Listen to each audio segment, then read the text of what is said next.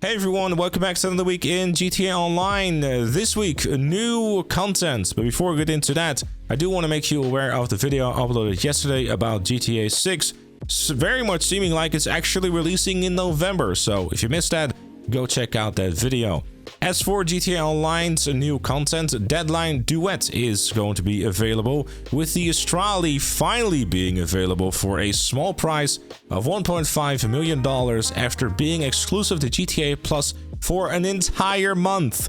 I sincerely hope that this will be the last time Rockstar will be doing that, because while I am kind of okay with having vehicles released a week early for GTA Plus members, an entire month is definitely pushing that envelope just a little bit too much to my personal taste. Furthermore, GTA Online's Valentine's event will be lasting until February 18th, which is longer than most of us would normally do during Valentine's, with 50% off the Valentine's clothing, the Shatoro, and also free champagne in all the nightclub to drink away your sorrows, with the login rewards being the Valentine's onesie. The Shatoro especially is one of the better bikes within the game without HSW, so grab that, I suppose, if you don't own it just yet, especially for 50% off. It's also generally one of the coolest vehicles in the game, so maybe even for that reason, it is worth grabbing. As for bonus money, to no one's surprise, Deadline Duet will be dashing out triple cash and RP, with 4 times money on being an associate or a bodyguard,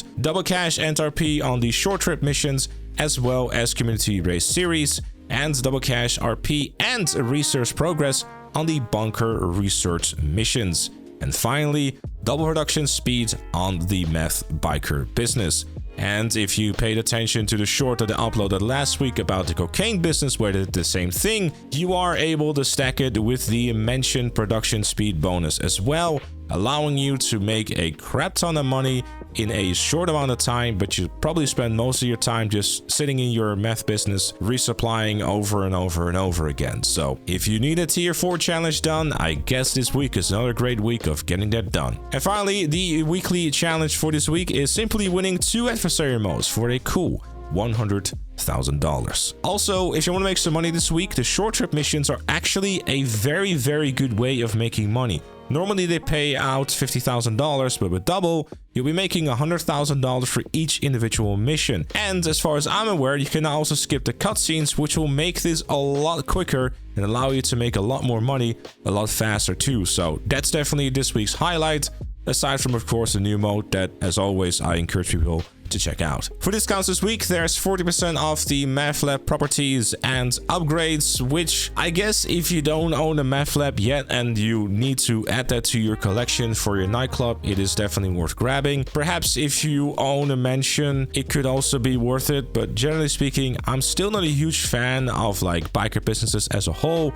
I see it more as something as a necessity to have for other things in the game other than a real money making opportunity, generally speaking, outside of a double production speed or double cash a week. So if you don't have it yet and you're looking to expand your empire a little bit, 40% off is a fairly decent discount. As for vehicles, I would honestly only recommend 2 vehicles here, the Baller STD and the Power Surge. The Power Surge is particularly fun to drive because it's basically the only electric bike within the game, which will allow you to get some very cool acceleration going on, with the Baller STD being one of the better SUVs in the class without HSW, of course. And in the gun van, you can find the Surface Carbine for 30% off, which if you don't own it yet, definitely go grab it. One of the cooler sounding weapons within the game, and also actually quite nice, aside from the fact that it's obviously not a Mark II weapon.